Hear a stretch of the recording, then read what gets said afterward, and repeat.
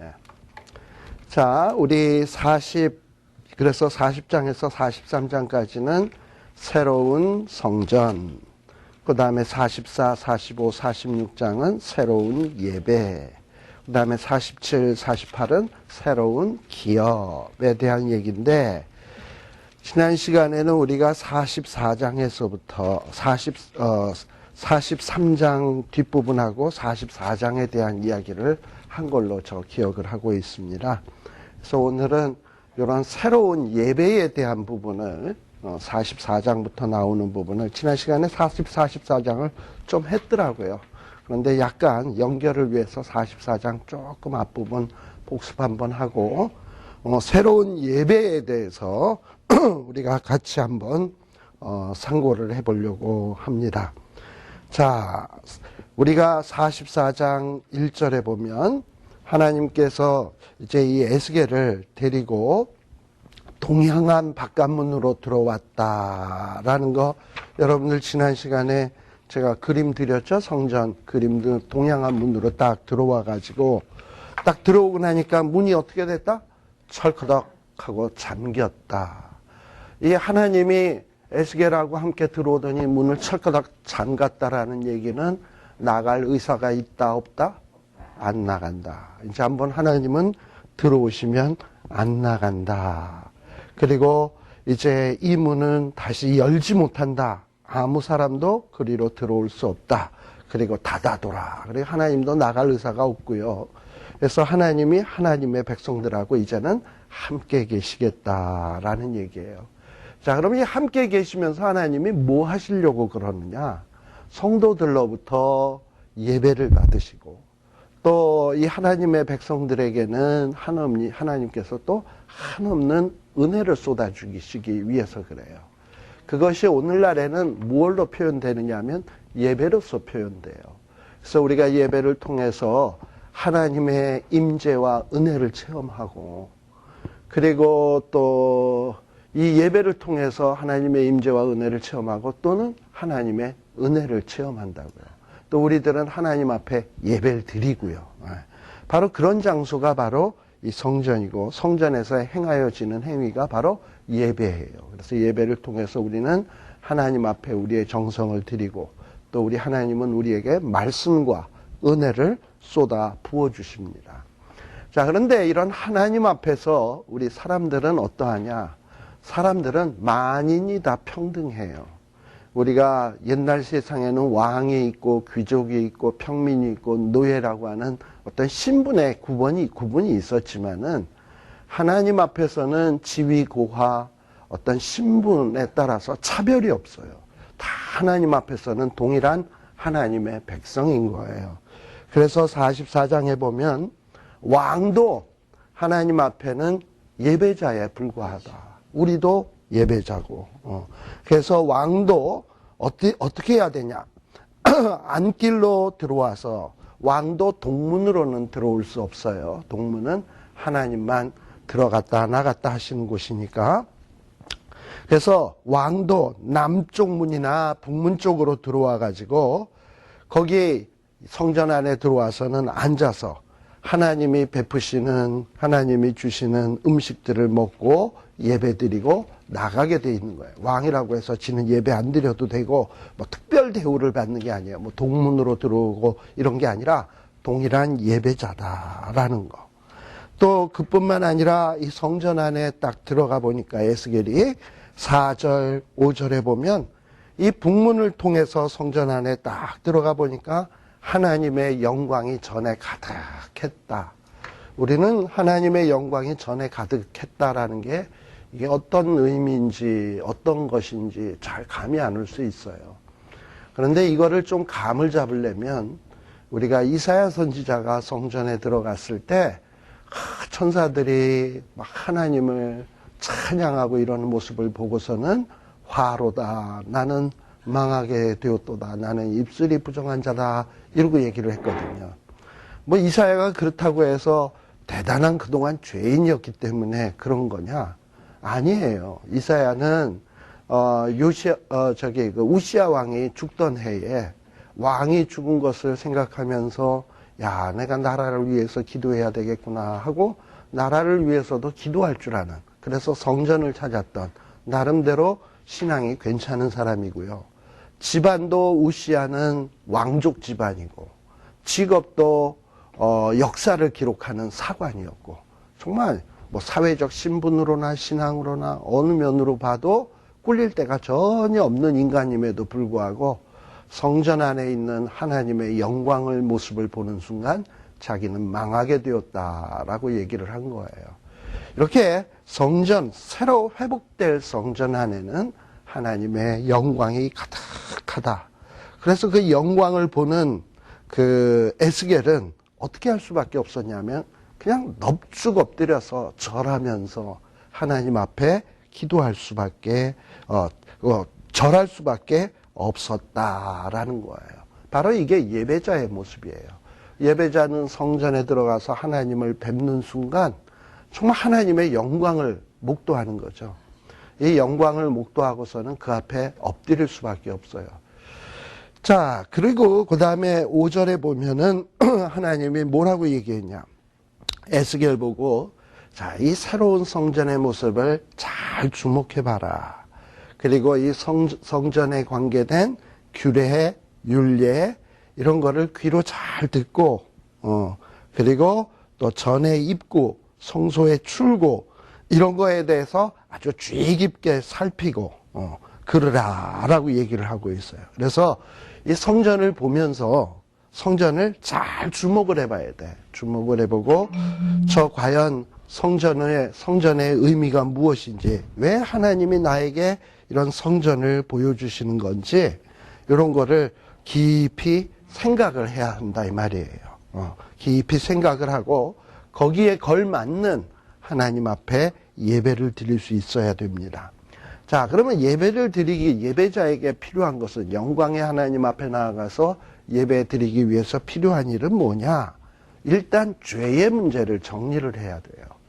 죄가 있어가지고서는 하나님을 만날 수가 없어요. 그래서 6절에 보면 하나님께서는 새로운 성전에 예배드릴 자들을 향하여 이야기를 하십니다. 그 예배드릴 자는 바로 이스라엘 족속이고 하나님의 백성이에요. 근데 이 하나님의 백성들이 그동안 죄를 너무 많이 졌거든. 그래서 하나님께서는 뭐라 그러느냐? 야, 얘들아, 너희의 모든 가증한 일이 이제 족하다, 충분하다. 더 이상 하면 넘친다. 그러니까 죄 그만하면 됐다. 그만 지어라. 라는 거예요. 왜냐? 이런 죄가 있어가지고는 하나님을 만날 수도 없고 예배를 드릴 수도 없어. 그래서 우리가 신약 성경에서도 뭐냐 하면은 하나님 앞에 예배 드리러 오기 전에 형제랑 다툰 일이 있거든. 먼저 뭐 하고 와라? 화목하고 와라. 그래서 뭔가 죄의 문제, 꺼리낌의 문제를 해결하고 예배 드리는 것이지, 그게 해결되지 않고서 하나님 앞에 나온다면 그건 예배 자리에 와서 마당만 밟고 다니는 것이지 전혀 하나님 앞에 드려지는 예배가 될 수 없다라는 것을 기억해야 합니다. 그런데 그동안의 이스라엘 백성들은 어떻게 패역했냐? 7절, 8절에 보게 되면 이스라엘 백성들이 하나님 앞에 나오는데 마음에 할례도 받지 아니하고, 그리고 또 마음에 할례도 받지 아니한 이방인들을 데려오고, 그 다음에 떡과 기름 이런 것들을 드릴 때에 정말 하나님을 더럽히는 이런 제사를 드렸단 말이에요. 그리고 이 마음의 할례를 듣지 않았다. 마음과 몸의 할례를 받지 않았다라는 얘기는 뭐냐? 우리 지난 시간에 얘기했습니다만, 할례라는 것은 단순히 남자의 양피를 베는 그 정도가 할례가 아니라 정말 마음으로 하나님의 백성이 하늘의 별과 같이 땅에 많아지는 것은 어떤 인간적 생식의 방법에 의해서 되어지는 것이 아니라 하나님의 은혜로 되는 것입니다 라는 고백이 할례라 그랬죠. 또 할례는 뭐가 할례냐? 나의 이전 삶을 청산하고 이제 깨끗한 삶을 살겠습니다 하는 신앙의 다짐이 할례라 그랬어요. 그런 어떤 다짐과 고백이 있어야 이게 마음의 할례를 받은 거야. 그리고 육체의 할례를 받아야 그런 육체의 할례가 의미가 있는 것이지, 그런 거 없이 드리는 자는 백성 중에서 끊어지게 돼. 원래 할례를 받지 않는 자는 백성 중에서 끊어지게 돼 있어요. 저 백성이 아닌 자가 어떻게 하나님 앞에 예배 드리겠어요? 그런데 이스라엘 사람들은 어찌했냐? 여기에 보면 마음의 할례도 받지 아니하고 뭐 이랬단 말이에요. 심지어는 마음과 몸의 할례를 받지 아니한 이방인들까지 데리고 들어와서 성소 안에서 우상 숭배를 범하는 아주 무서운 죄들을 지었습니다. 특별히 9절에 보면 분명히 마음과 몸에 할례 받지 아니한 이방인은 내 성소에 들어오지 못하리라 라고 얘기를 했거든요. 그런데 어떤 이방, 아마 우상 숭배자, 이방 제사장쯤 될 거야. 왜냐하면 우리 에스겔서 8장 같은 데 보면 성전 안에다가 무슨 곤충의 모양을 그려놓고 거기다 숭배하고 그랬잖아요. 그 곤충 그리는 사람이 누구였겠어? 그 이방신 섬기는, 우상 섬기는, 곤충신 섬기는 사람이 와서 벽화를 그렸겠지. 그럼 거기다 대고 비나이다 뭐 이랬겠지. 예. 이렇게 성소에 들어와 가지고 그 안에다가 엉뚱한 짓거리들 하고 그 앞에서 범죄하고 그랬어요. 근데 이 범죄한 사람들이 누구냐? 바로 이제 여기서부터가 오늘 할 내용입니다. 10절에 보면 이스라엘의 그 예배를 정말 성심성의껏 받들어야 될 레위 사람들, 이 레위 사람들이 주동이 되어 가지고 이 성소 안에서 이방 종교 의식을 행하고 하나님의 성전의 예배를 더럽히는 일에 아주 앞장을 섰단 말이죠. 이 레위 사람들이. 참 이게 낭패지요. 10절에 보면 이스라엘 족속이 그릇하여 나를 떠날 때에 누구도 레위 사람들도 그 우상을 쫓아 나를 멀리 떠났으니 그 죄악을 담당하리라 라고 얘기를 했습니다. 이렇게 레위 사람들이 하나님의 성소의 예배를 거룩하게 드려야 될 이런 레위 사람들이 하나님 앞에서 타락하고 그리고 이 성전의 예배를 아주 그냥 더럽히게 되는 이런 일들을 범하게 되었다라고 지금 이야기를 하고 있습니다. 자, 그런데 자, 이렇게 레위 사람들이 하나님 앞에 범죄해서 특별히 거기에 보면 범죄했기 때문에 어떤 일들을 당하냐? 11절에 보면 레위 사람들이 우상을 쫓아 멀리 떠났기 때문에 하나님이 그 죄악을 담당시키겠다라고 얘기를 해버렸어요. 자, 결국은 어떻게 되었습니까? 성전이 부서졌고, 그리고 많은 이스라엘 백성들이 포로로 잡혀가게 되었고, 그리고 하나님 앞에 예배 드리고 싶어도 뭐 예배 드릴 수도 없고, 그리고 또 레위 자손들은 그동안에 주업이 뭐였어요?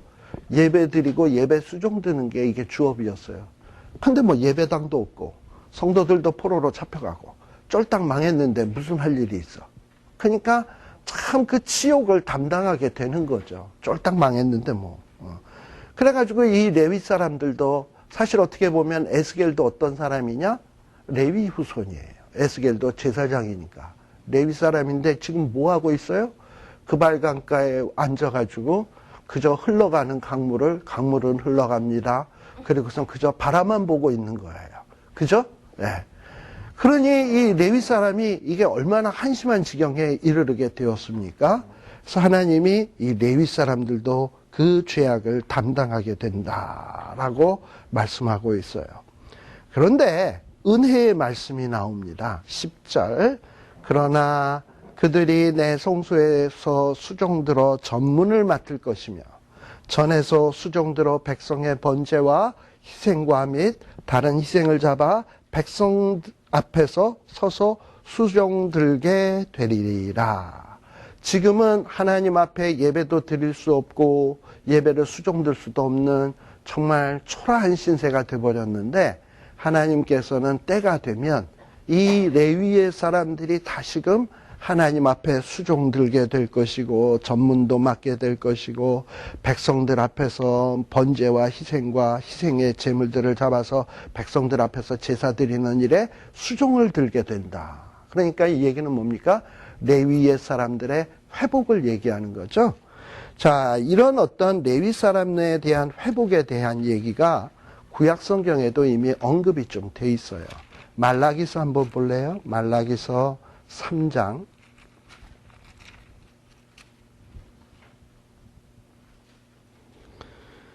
자, 말라기서 3장 1절부터 보겠습니다.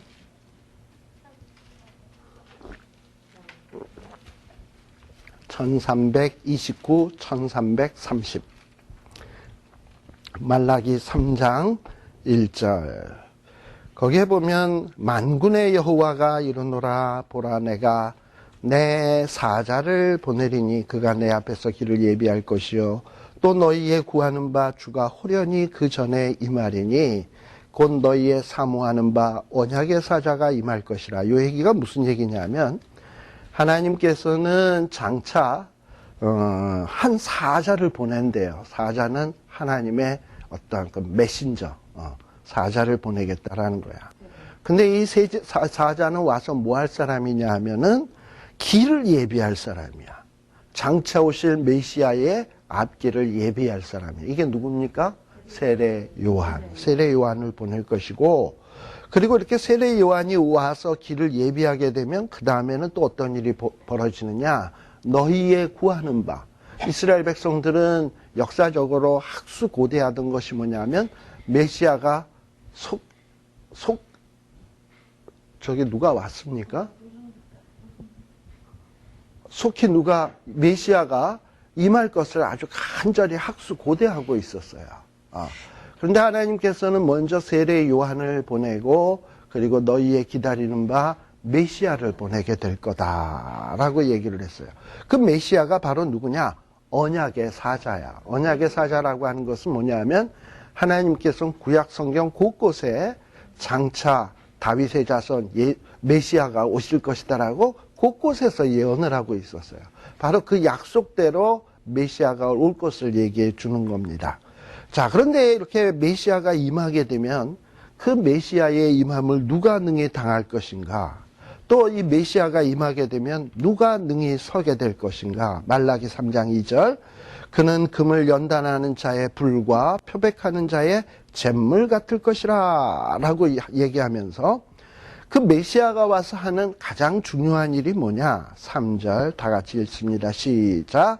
그가 은을 연단하여 깨끗게 하는 자같이 앉아서 레위 자손을 깨끗하게 하되 금, 은같이 그들을 연단하리니 그들이 의로운 제물을 나 여호와께 드릴 것이라 라고 되어 있습니다.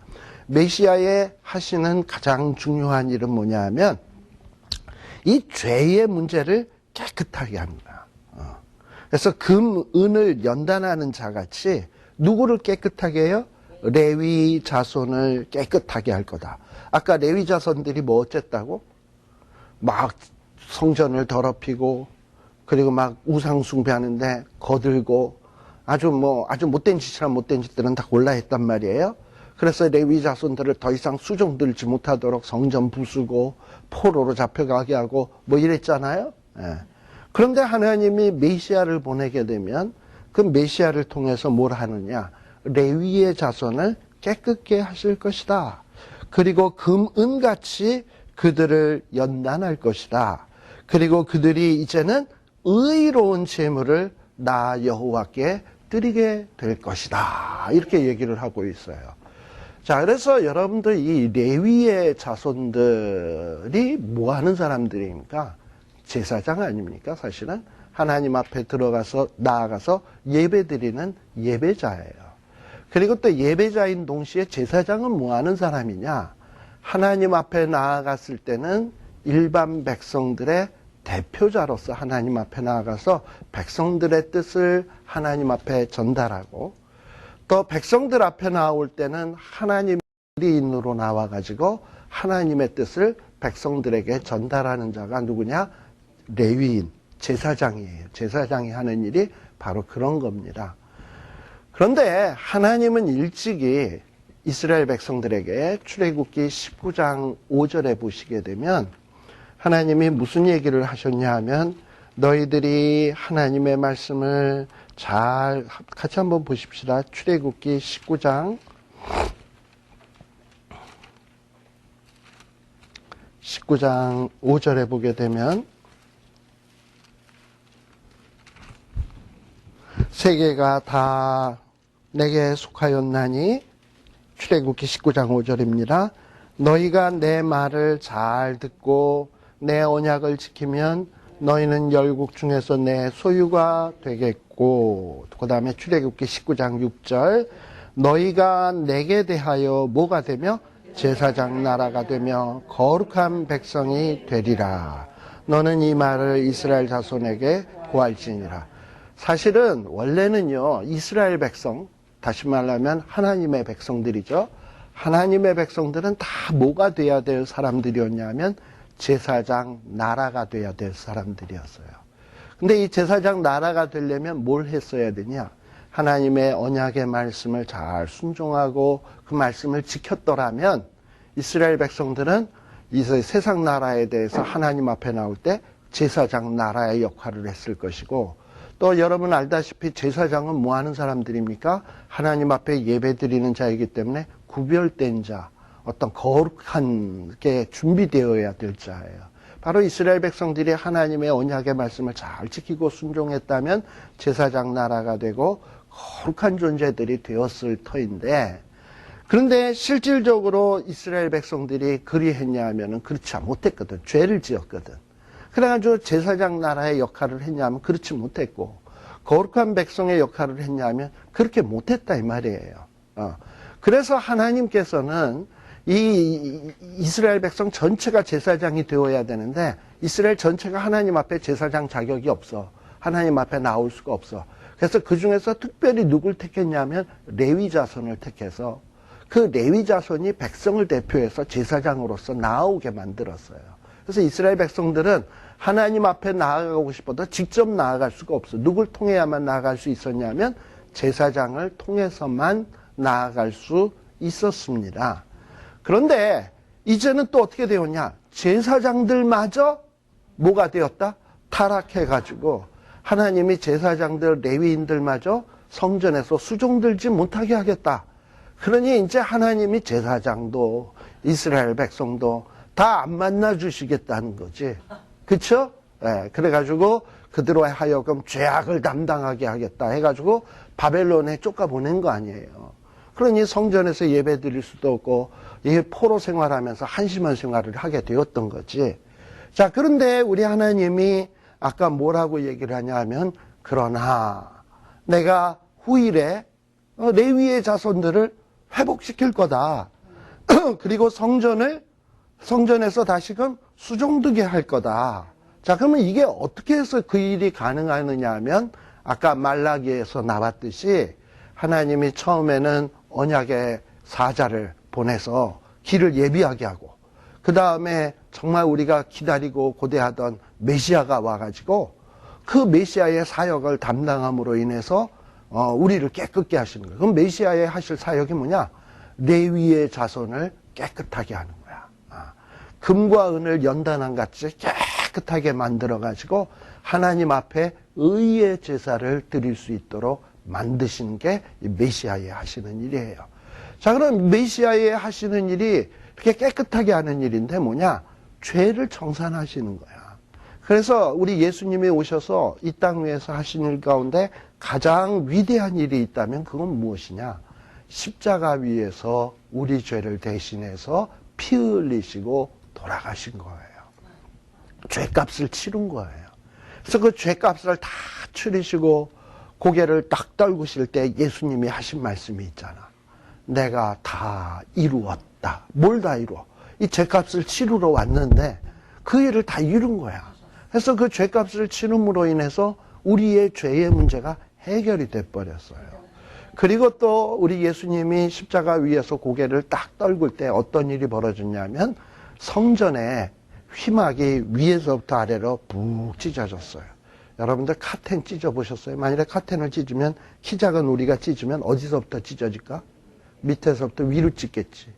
근데 이건 위에서부터 아래로 찢어졌다라는 얘기는 누가 찢었다? 사람이 찢은 게 아니라 하나님이 찢었다. 뭐 하나님이 내 아들이 십자가 위에서 죽다니 열받아 해가지고 푹 찢은 거예요?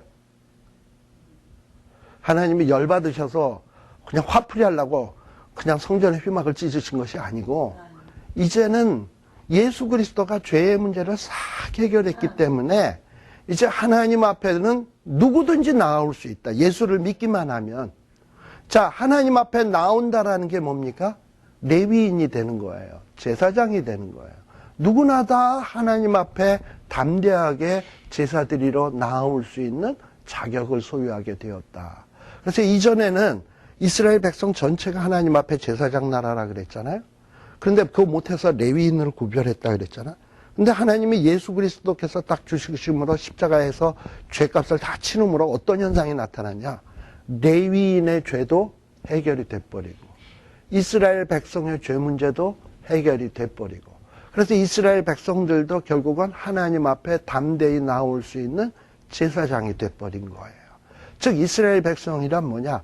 예수 그리스도를 믿는 하나님의 백성들은 누구나 다 하나님 앞에 담대하게 나올 수 있는 권세를 얻게 되었다. 그래서 여러분들이 베드로전서 잠깐 한번 또 보십시다. 베드로전서 1장 9절.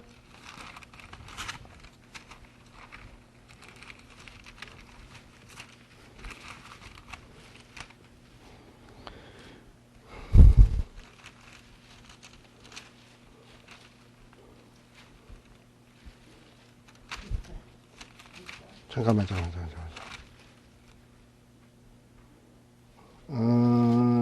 너희는 왕 같은 제사장 몇 장이죠? 잠깐만. 2장 9절. 2장 9절. 자, 여기에 보면 2장 9절이죠. 여기에 보면 하나님께서 신약의 성도, 즉 다시 말하면 예수 그리스도를 믿고 죄사함을 받고 하나님의 백성된 사람을 가리켜서 뭐라고 얘기하냐? 너희는 택하신 족속이다. 뭐다? 왕 같은 제사장들이다. 거룩한 나라다. 그의 소유된 백성이다. 라고 돼 있죠? 아까 하나님이 그 에스겔서나 말라기서에 보면 소유라는 말도 나왔고 거룩이라는 말도 나왔고 제사장이라는 말도 나왔어요. 그죠? 예, 그런 말들이 다 나왔는데 이런 것들이 다 회복돼 가지고 우리가 어떻게 되느냐? 하나님 앞에서 제사장이 돼. 그것도 제사장도 비리비리한 제사장이 아니고 왕 같은 제사장들이 될 거고 또 거룩한 나라가 될 것이고 하나님의 소유된 백성이 되게 될 것이다 라고 얘기를 한 거예요. 봐, 이런 일이 누구 때문에 가능하게 되었냐? 예수 그리스도 때문에 말라기서에 나왔던 그 언약의 사자로 인해서 이 레위의 자손들이 깨끗하게 되고 회복되게 된다라는 것을 지금 이 에스겔도 이야기를 하고 있는 거예요. 그래서 이 에스겔서 우리 아까 44장에 보게 되면 44장 11절에 보면 이렇게 레위 사람들이 그릇해서 우상 숭배하고 하나님을 멀리 떠나고 그래서 그 죄악을 담당할 수밖에 없었는데 이제 그럼에도 불구하고 이런 레위 사람들이 하나님의 성소에서 수종들게 되는 일이 다시 회복되게 되게 될 것이다 라고 얘기를 하는 거예요. 자, 왜 이렇게 레위 사람들이 하나님께서 이렇게 그들에게 죄악을 담당하게 했냐? 그 구체적인 죄가 12절에 나오네요. 뭐냐? 이 레위 사람들이 전에는 백성들을 위해서 우상 앞에서 수종을 들어서 이스라엘 백성들이 죄악에 넘어지도록 만들었단 말이지. 그래서 하나님이 레위 사람을 친 거예요. 또 그래서 13절에 보면 그러한 이스라엘 사람들이 제사장의 직분을 행치 못하게 했단 말이에요. 그래서 지성물, 성물에 가까이 오지 못하도록 그렇게 막으셨단 말이에요. 자, 이스라엘 백성들이 성물에 가까이 하지 못하도록 아예 하나님은 성전을 파괴시켜 버렸어. 지성소를 없애버렸어. 하나님 이렇게까지 하시는 분이에요. 우상 숭배하고 그러니까 아예 부셔버렸어. 이게 바로 하나님이 하시는 일이에요. 근데 이랬음에도 불구하고 하나님은 어떻게 하시냐? 때가 되면 14절 다시 한번 봅니다. 그러나 내가 그들을 세워 전을 수직하게 하고 전의 모든 수종드는 일과 그 가운데서 행하는 모든 일을 맡기리라. 자, 그러니까 하나님 앞에 예배드리는 자는 어떤 사람들이냐? 하나님 앞에 예배하는 사람. 예배하는 사람은 이런 레위인, 제사장들이에요. 그런데 처음에는 이스라엘 백성 전체가 제사장 나라였습니다. 근데 그 일에 실패를 하다 보니까 하나님이 제사장만 하나님 앞에 나아오도록 했고, 근데 그것도 실패하다 보니까 하나님이 제사장도 예배할 수 없게 했다가, 그러나 예수 그리스도로 말미암아 회복시켜 주시면 제사장도 레위인도 이스라엘 백성도 그리고 우리도 다 우리가 뭐가 되느냐? 제사장들이 되는 거예요. 왕 같은 제사장들. 거룩한 사람들이 되는 거예요. 그래서 이제 우리가 하나님 앞에 예배 보러 이렇게 나올 수, 우리가 예배자가 될 수 있었던 거예요. 자, 그래서 우리가 하나님 앞에 어떻게 새로운 예배를 드린다라는 거는 뭐냐? 성전에 딱 발을 딱 들여놓는 순간 뭘 생각을 해야 되냐 하면, 나 같은 거는 옛날 같으면 이 성전 안뜰에 발도 못 들여놓는 그런 죄인인데, 이런 내가 예수 그리스도의 그 보혈의 공로로 감히 이 성전에 들어와서 하나님을 아바 아버지라 부르며 내가 하나님 앞에 예배 드릴 수 있구나 라는 생각을 여러분들이 예배 보기 전에는 그렇게 하셔야 돼요. 그런 생각을 하셔야 돼요. 그래서 뭐 예배에 목사님의 설교가 어떻네, 성가대 찬양이 오늘은 연습을 좀 했네 못했네, 오늘 지휘자가 손을 흔드는데 완전히 성가대랑 따로 놀았네 어쨌네, 이런 거 판단하는 게 아니고 그냥 그런 것들은 다 관심 맡기고, 중요한 건 뭐냐? 나 같은 게 하나님 앞에 나올 수 있게 되었다. 누구 때문에? 예수 그리스도의 보혈의 공로 때문에. 그래서 그 감격에 겨워서 그 예배에 참석해서 나의 마음과 정성과 몸과 시간을 하나님 앞에 드리는 게 뭐냐면 예배예요. 바로 그런 예배의 자세를 드려야 된다 이 말이에요. 자, 그러기 위해선 이전에 이스라엘 백성들이 죄 때문에 하나님 앞에 나오지 못했고 레위 사람들이 수종 들지 못했잖아요. 그래서 이제 다시 회복되는 레위인들은 어찌해야 되느냐? 거룩한 백성, 또 거룩한 왕 같은 제사장 되는 사람들은 어떻게 예배를 드려야 되느냐? 특별히 여러분들이 17절에 보면 그들이 안뜰문에 들어올 때나 안뜰물과 전안에서 수종들 때에는 양털옷을 입지 말고, 양털옷은 뭐예요? 털로 만든 거니까 얼마나 덥겠어요, 그죠? 그딴 거 입지 말고 뭘 입어라? 베옷을 입어라. 그리고 관을 쓸 때도 덥지 않게 배관을 쓰고, 바지도 무슨 바지? 배바지. 그래서 우리 여름철에 시원한 그 배바지 같은 거 있잖아요. 그런 걸 입으라고 그랬어요. 자, 근데 이렇게 왜 배바지를 입으라 그랬냐? 땀나지 않도록 하기 위해서. 여기 여러분들 18절에 보면 그런 어떤 배바지를 입고 땀나게 하지 않는 것으로 허리를 동이지 말라 그랬어요. 만일에 양털로 만든 거를 가지고 그냥 치렁치렁 다니고 이러면 얼마나 덥겠습니까? 그래서 땀을 뻘뻘뻘뻘 흘리고 이렇게 예배 드리지 말라는 거야. 어떻게 해라? 시원하게 하고서는 땀을 흘리지 말라는 거예요. 사실 이스라엘 백성들에게 있어서 이 제사 드리는 사람이 땀을 뻘뻘 흘리는 거는 좀 부정한 것으로 취급을 했어요. 땀 흘리는 것을. 그래서 제사장은 제사 드릴 때 땀을 안 흘리게 해야 돼. 가능한 한. 땀을 안 흘리게. 그렇게 해서 하나님이 받으실 만한 예배가 드리도록 해야 된다. 그래서 이 뜻은 무엇이냐 하면 정결하고 깨끗해야 돼. 하나님이 받으실 만하게 땀이나 질질 흘리고 이러지 말고 정결하고 깨끗하게 하나님 앞에 예배를 드려야 되고 구별된 예배로 드려야 된다라는 거예요. 그리고 19절에도 보면은 이 레위인들이 제사 드리는 예배자가 바깥들 백성에게로 나아갈 때는 하나님 앞에 수종드는 옷을 벗어 거룩한 방에다 두고 다른 옷을 입고요. 그리고 또 하나님 앞에 나올 때는 다시금 또 거룩한 옷을 입고, 그래서 하나님 앞에 나올 때와 세상에 나아갈 때 뭔가 좀 구별된 모습을 가지라는 거예요. 바로 이게 예배자의 자세인 거예요. 제가 전에도 얘기했는지 모르지만 우리 과거에 우리 부모님이나 우리 믿음의 조상들은요, 신앙생활할 때 뭔가 이 주일 예배 드리는 날, 이런 날들을 특별히 좀 구별하는 모습이 굉장히 좀 거기에다가 정성을 기울였던 것이 있어요. 그래서 뭐 요즘은 뭐 집마다 뭐 샤워 시설 있고 목욕할 수 있고 이렇게 돼 있지만 옛날에는 뭐 집마다 목욕탕 있는 집 별로 없었잖아요. 그런데 저희 부모님도 뭐 역시 보니까 언제 목욕 가시냐? 월, 화, 수, 목, 금, 토, 일 가운데 언제 갔을까요? 토요일 날. 왜 토요일 날 갔냐? 주일 날이 제일 깨끗하게 보여야 되니까. 그래서 토요일 날이면 꼭 목욕하러 가시고, 또 토요일 날 저녁이 되면 옷도 데려놓고, 그리고 또 뭐 헌금 같은 것도 구겨진 돈 있으면 데리고, 이렇게 해서 뭔가 이렇게 준비하는 이런 모습들이 있었거든요. 그런데 오늘날에 우리 성도들 보면 그런 모습들이 하나 둘씩 사라져가는 것은 참으로 안타까운 일이 아닐 수 없어요. 그래서 예배자는 어떻게 해야 되냐? 하나님 앞에 드리는 것에 대해서 구별을 해야 돼. 옷에서부터, 마음의 자세에서부터, 또 땀 찔찔 흘리지 않도록 시원하게 부담 없이 하나님 앞에 간편하게 예배를 드릴 수 있도록 그렇게 자신들을 잘 해야 돼.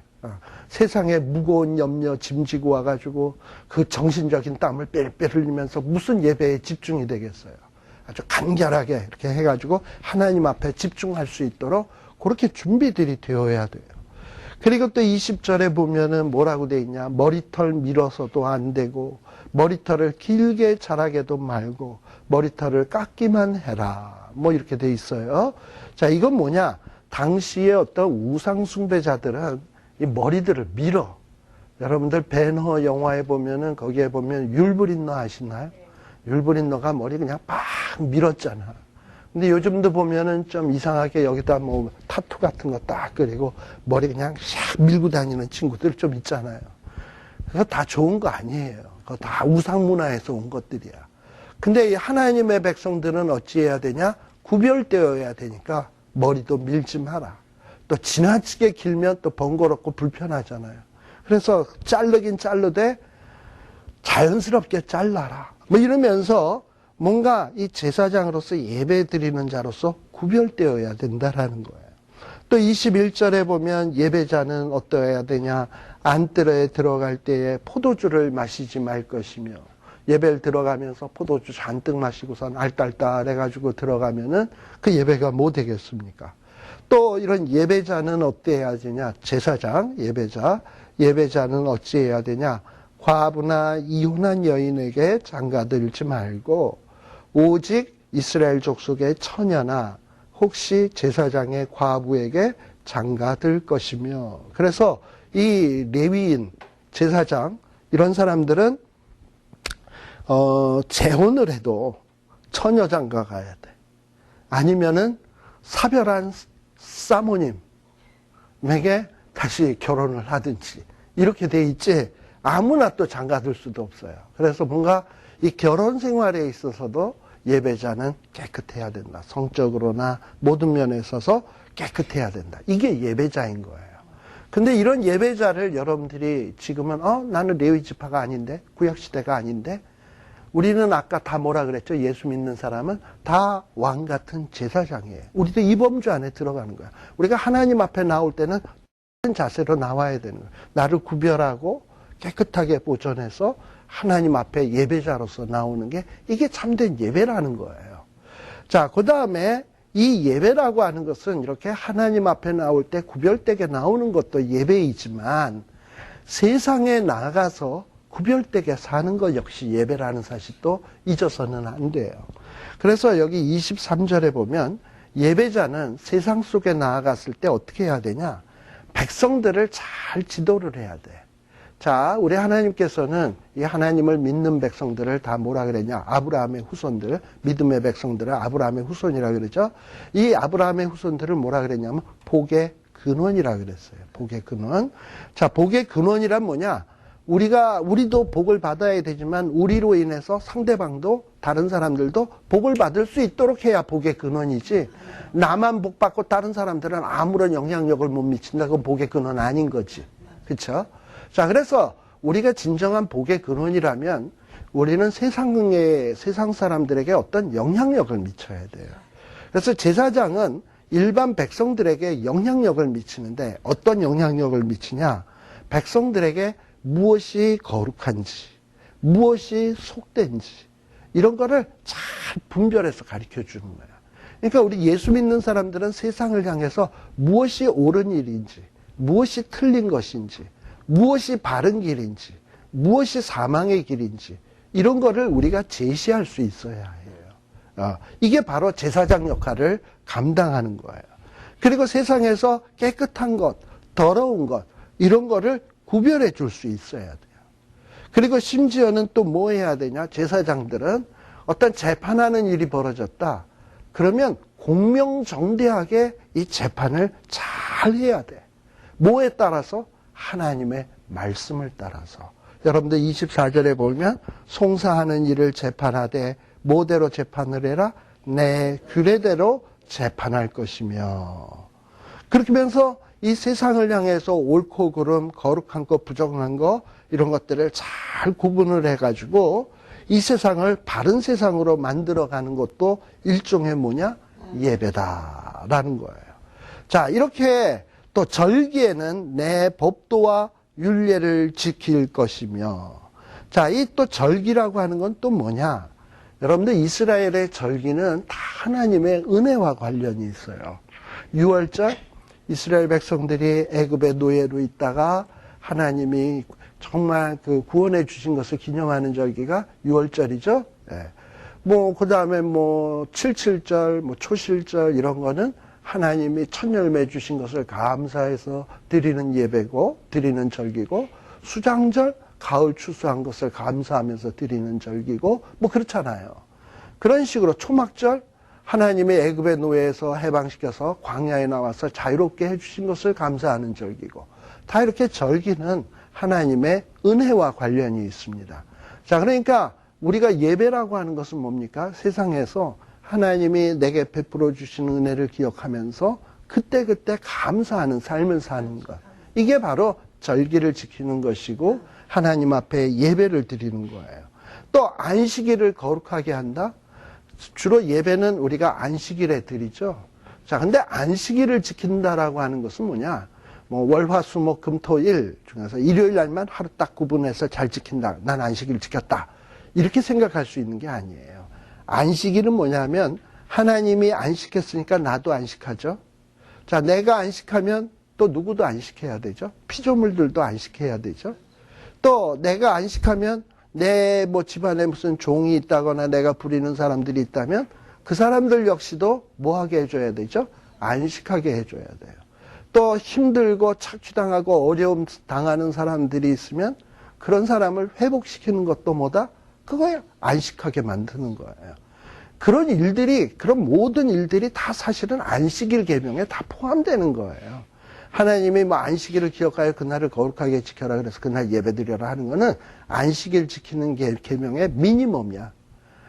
최소한이 요거고, 그 다음에 너희는 어디까지 가야 되냐? 고아나 과부, 그리고 소외된 자, 또 지금 고통받고 있는 자, 그리고 피조물들이 황폐화되어 가는 걸 회복시키는 일, 이런 모든 것들이 다 어디에 포함되느냐? 안식일 계명에 포함되는 거예요. 그렇다면 예배자란 뭐냐? 바로 이러한 이 세상을 안식케 하고 고통당하고 괴로움 당하는 사람들을 안식하게 만드는 일들을 우리가 하는 게 뭐냐? 이게 하나님 앞에 드리는 생활의 예배인 거예요. 자, 그렇기 때문에 이런 예배자는 항상 어찌해야 되느냐? 자신을 깨끗하게 해야 돼. 특별히 25절, 26절에 보게 되면 시체를 가까이 해서는 안 된다. 시체를 가까이 해서 더럽게 해서는 안 된다. 심지어는 부모나 자녀나 형제나 시집가지 아니한 자매를 위해서도 그런 자녀를 위해서는 더럽힐 수 있지만 그렇게 해서 만일에 더럽혀졌다면 반드시 뭘 해야? 정결케 한 후에 7일을 더 지난 다음에 자신의 그 거룩을 회복시켜야 된다라고 얘기를 해주고 있어요. 자, 그런데 이런 구약에서 얘기한 어떤 제사장이 지켜야 될 어떤 그 자기를 거룩하게 만들고 또 거룩한 것, 부정한 것을 분별하고 여러 가지 이런 까다로운 제사장의 이런 규례들을 100%잘 순종할 수 있는 사람이 누가 있겠습니까? 없지. 없지. 구약시대에 그 훌륭한 제사장들도 어찌했습니까? 결국엔 다 타락했으니까 하나님이 제사장도 이제 더 이상 수종 들지 마 이랬던 거 아니에요. 그래서 문 닫은 거잖아. 성전 부신 거잖아. 그러니까 사람은요, 어느 누구도 하나님 앞에 제사장으로서 100%의 자격을 갖출 수 있는 사람은 없습니다. 자, 그러면 어떡하냐? 어떡합니까? 근데 해결 방법이 있어요. 그게 뭐냐 하면 바로 27절에 나오는 거예요. 제사장들도 그러니까 분명 겉보기에는 100% 성별된 것 같고 준비되어진 것 같은데 그건 누가 보기에? 사람이 보기에. 사람은 뭘 봐요? 외모를 보거니와. 하나님은 뭘 봐요? 마음의 중심을 봐요. 그러니까 사람의 눈으로 볼 때는 야, 저 제사장은 100% 올바르다 할지 모르지만 그런 제사장이 하나님 앞에 딱 섰을 때는 넌 아니야 하고 퇴짜 맞을 수 있어요. 그리고 또 어떤 제사장은 자기가 준비한다고 100% 준비됐다고 생각을 해서 딱 나아갔는데 하나님이 아니라는 거야. 뭐 자기는 일부러 감추려고 한 게 아닌데 자기도 몰랐던 죄가 있었던 거야. 그럴 수 있잖아요. 그래서 하나님께서는 이렇게 하나님 앞에 나오기 위해서는 어떤 인간의 행위, 인간의 의로서는 하나님 앞에 나올 수 있는 자가 없어요. 뭘 해야만 가능하냐? 하나님 앞에 속죄제를 드려야 되는 거야. 그래서 제사장들도 혹시 있을지 모르는 그 죄의 문제 때문에 하나님 앞에 나올 때는 뭘 해야 된다? 성소에서 수종 들려 하여 안뜰과 성소에 들어가려고 할 때는 반드시 뭐부터 해야 된다? 속죄제를 드려야 한다라는 거예요. 자, 그래서 우리가 예배자로서 하나님 앞에 예배드리러 나올 때 제일 먼저 뭘 해야 되느냐? 내 자신을 한번 점검을 해봐야 돼요. 그래서 내 안에 혹시 무슨 죄가 있는가? 그래서 하나님 앞에 예배드리기 전에 준비 기도 시간에 하나님, 내가 어찌 감히 하나님 앞에 설 수 있겠습니까? 그러나 주님의 보혈의 은혜로 내 숨은 죄까지도 다 씻어주시고 하나님 앞에 설 수 있는 자격자로 예배드리게 하여 주시옵소서 하는 기도를 하셔야 돼요. 그리고서 예배자로서 나서게 되는 거야. 그러다 보면 참 그 예배가 은혜로워하죠. 나 같은 죄인. 이런 하나님 앞에 나와서 예배를 드리다니, 성도들과 함께 찬양하다니, 그러다 보면 어떤 이런 감격의 눈물도 흘릴 수 있고, 예배 자체가 그냥 모두가 다 그냥 좋아. 뭐, 목사님이 뭐 이렇게 말씀을 하시는데 뭔 말인지는 잘 안 들어와도 그래도 좋아. 찬양대가 삑삑 소리도 막 나고, 화음도 안 맞고, 그런데도 좋아. 그게 바로 정말 이 참된 예배자가 드리는 어떤 예배의 그 느끼는 감정인 거예요. 그냥 함께 있다는 게 좋아. 이렇게 돼야지 이게 참된 예배가 되는 거예요. 자, 이렇게 참된 예배자로서 하나님 앞에 예배를 드리잖아? 그러면 그런 예배자에게는 하나님이 뭘 주시냐? 기업이 있대요. 28절에 보면 기업을 주시겠대. 그 기업이란 뭐냐? 일종의 선물이고요. 축복이에요. 자, 우리 하나님께서 이스라엘 백성들에게 기업을 주셨어요. 뭘 기업으로 주셨지? 가나안 땅. 젖과 꿀이 흐르는 가나안 땅을 이스라엘 백성들에게 기업으로 주셨어요. 왜 선물이라 그러냐? 뭘 줬으면 대가를 바라지 않고 주는 것을 선물이라고 얘기하는 거예요. 그죠? 근데 우리는 선물을 할 때는 뭔가 대가를 바라지. 그래서 내가 선물을 그건 뇌물이에요, 그거는.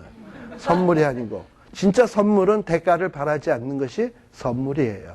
그러니까 기업이란 어떤 의미냐? 선물의 의미야. 대가를 바라지 않는 거예요. 그러니까 하나님이 이스라엘 백성들에게 가나안 땅을 대가를 바라지 않고 선물로 주었어요. 기업. 자, 그런데 선물 가운데서 뭐가 제일 좋은 선물일까?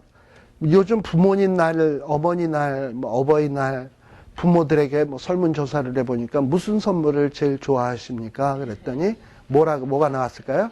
캐시, 돈이래요. 돈이 제일 좋은 선물이래요.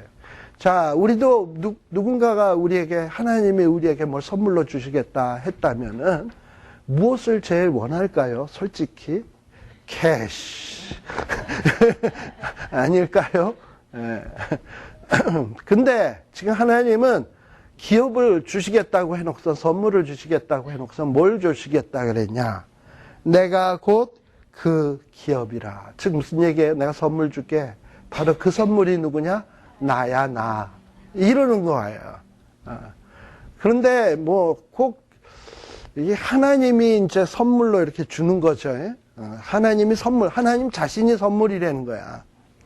근데 이제 여러분들 무슨 요즘 그런 거 뭐야.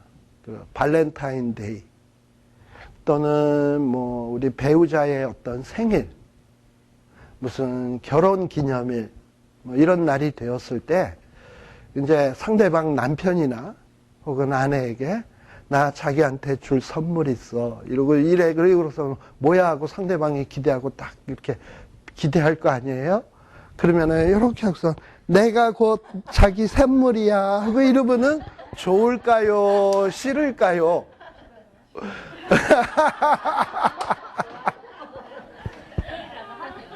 차라리 뭐가 더 나아요? 캐시. 근데 지금 하나님이 뭐라 그러냐면 내가 너희에게 선물을 주겠다. 내가 그 선물이다. 그러는데 우리는 뭐라 그래요? 싫어요. 캐시 주세요. 이러는 거나 똑같은 거야. 아시겠습니까? 근데 우리 하나님은 전능자시잖아. 그리고 무소불위, 어디는 안 계시는 곳이 없고, 마음만 먹으면 다 하실 수 있고, 근데 이분이 나의 보호자 되시고, 산성되어 주시고, 요새되어 주시고, 반석되어 주신다면, 이것보다 큰 선물은 없는 거예요. 근데 우리 하나님이 나와 함께 계신다는 사실이, 이게 축복인지, 이게 뭔지를 사람들이 잘 몰라. 근데 하나님이 나와 함께 계신다는 사실이 이게 얼마나 엄청난 축복이라는 사실을 모르는 거예요. 그런 사람에게 뭐가 한번 있어 봐야 돼? 하나님이 한번 없어져 봐야 돼. 하나님이 이렇게 나를 좀 떨궈 놓고 내버려 또 봐야 돼. 그러다 보면 어떻게 되느냐? 피눈물을 흘리게 되죠. 자, 이스라엘 백성들이 지금 바벨론에 잡혀간 게 뭡니까? 하나님이 이스라엘 백성들에게 고개를 돌리신 거야. 그리고 잠깐 내버려 두신 거예요. 왜? 그동안에 늘 하나님이 성전을 통해서 이스라엘 백성들과 함께 계셨는데 이것들이 하나님이 함께 계실 때는 하나님의 함께 계심의 그 소중함, 귀함 이거를 모르고 그냥 예배도 엉터리로 드리고 엉망으로 드리고 그랬거든요. 그래서 하나님이 견디다 그래? 너희들이 내가 한번 떠나봐야 내가 함께 했었던 것이 얼마나 소중한지 알게 될 거다. 그래서 문지방으로 동쪽 문으로 감람산으로 나중에 바벨론 쪽으로 하나님이 휙 떠나버리셨잖아. 그랬잖아요. 그래가지고 70년의 포로 생활을 하는 거예요. 그 기간 동안에 뭘 배우냐? 하나님이 계셨을 때가 좋았다. 돌아온 탕자가 아버지를 떠나서 어디까지 내려갑니까? 돼지 옆에 가서 돼지야 네가 먹는 거 좀 나누어 먹자. 넌 돼지같이 어떻게 혼자만 먹냐. 이러고서는 같이 돼지랑 나누어 먹으면서 무슨 생각했나요? 내가 아버지 집에 품꾼으로 차라리 있는 게 이것보다는 낫겠다. 왜냐하면 그제서야 비로소 내가 아버지 집에 살았다라는 게 얼마나 귀한지 고마운 것인지 감사한 것인지 알게 된 거지. 그래가지고 이제 돌아오게 되잖아요. 하나님의 이 함께 하심의 소중함을 아니까. 근데 지금 이스라엘 백성들의 지금 이 예배자는 어떤 자들이다? 하나님 앞에 한번 쫓겨났던 사람이잖아. 레위인이었는데 수종 못 들게 했고 성전을 부셔버렸고 이랬는데 다시금 누굴 통해서? 예수 그리스도를 통해서 회복시켜 준 자들이 아니에요. 근데 이 회복시켜 준 자들이 그 은혜를 감사해서 주님 나는 이 예배 드리는데 감히 나올 수 없었던 사람인데 이렇게 예배 드리게 되었어요. 주님 정말 주님의 보혈의 공로로 내가 이렇게 찬양도 할 수 있네요. 이러고 예배를 하다 보면 하나님이 지금 어떻게 하겠냐. 그냥 나를 예배 드리게 할 수 있었던 것도 이게 감사할 일인데 그렇잖아. 그게 감사할 일인데 예배 보러 나온 것만도 감사한 일인데 그런 자에게 참된 예배를 드리는 자에게 뭘 주시겠다? 선물 주시겠다. 그리고 그 선물이 뭐냐? 내가 곧 선물이다 하고 얘기하시는 거예요. 그러니까 하나님이 예배 우리가 잘 드리고 난 다음에 하나님을 선물로 받고 나아간다면 여러분들 만일에 우리가 어디 사회에 이렇게 나갔을 때 태권도 한 10단, 유도 10단, 그리고 돈도 좀 많이 있는 이런 어떤 경호원들을 두세 명 탁 데리고 나가면 겁나는 게 있을까 없을까? 없지. 근데 지금 누가 우리를 경호하고 계시고 누가 나와 동행을 하시냐면 하나님이 나와 동행을 한다면 우리는 겁날 게 없잖아요. 우리 찬송가에도 나옵니다만 대산을 넘어 험곡에 가도 빛 가운데로 걸어가면 주께서 항상 계시기로 약속한 말씀 변치 않네 이러잖아요. 그러니까 태산을 넘어 험곡에 가도 두려울 게 없어요. 왜? 하나님이 함께 하시니까. 이 선물을 우리 하나님이 우리에게 주시겠다고 약속하고 있는 거예요. 그런 예배자에게. 그리고 또 보세요. 하나님이 기업이 되신다 그랬어요. 그리고 또 하나님이 그러니 이스라엘 백성들 그 예배자에게는 어떤 다른 산업이 필요가 없어. 하나님이 기업이니까. 하나님이 다 알아서 먹이시니까. 그래서 이 하나님의 것이 다 누구 거냐? 우리 예배자의 것이야. 29절에 보면 이 소재, 속죄제, 속건제, 제물 다 누구한테 바치는 거였죠? 하나님께 바치는 거였어요. 근데 그걸 누가 먹냐? 레위 제사장들이 먹는 거야. 자, 우리도 제사장들이니까 우리가 먹는 거야. 또 토지의 각종 처음 익은 열매 모든 예물 중에 거제 제물 다 누구에게 돌려라? 하나 제사장에게 돌려라. 이거 구약 시대에는 이렇게 했어요. 자, 근데 이 얘기가 결국 뭐냐? 다 이 천지 만물의 주인이 누구냐? 우리 하나님이에요. 다 하나님의 거예요. 근데 하나님이 기업이 되어 주시고 선물이 되어 주시면 하나님의 것 다 주시겠다라는 거예요. 굳이 세상 것 없어도 하나님 앞에 예배 드리는 자는 하나님이 책임져 주시겠다. 이게 축복이에요. 그래서 우리가 참된 예배가 무엇인지 요거를 잘 기억하게 된다면 우리들이 근데 참 이 예배가 자칫 잘못하면 소홀해질 수 있는 것이 뭐 저도 그렇고 아마 누구나 다 마찬가지일 거예요. 매주마다 드리잖아.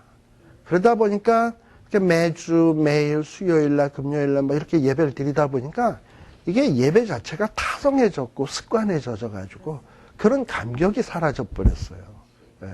그러니까 우리가 의식적으로라도 예배 보러 갔을 때 하나님 나 여기 감히 나올 수 없는 자인데 주님의 보혈의 공로로 나오게 되었습니다. 내가 하나님의 말씀을 들을 수 있는 이런 은총을 받게 되었습니다. 그리고 이제 제사장으로서 나가서 그 사명 감당할 수 있도록 하게 해 주옵소서. 이런 마음으로 예배를 드린다면 그 예배는 참으로 의미 있는 예배가 될 것이고 우리가 영적으로 힘을 얻는 그런 예배가 될 것이에요. 그래서 우리 새로운 예배, 바로 이런 예배를 우리는 드려야 될 사람들이다라는 것을 말씀드리고 잠시 쉬었다 가도록 하겠습니다.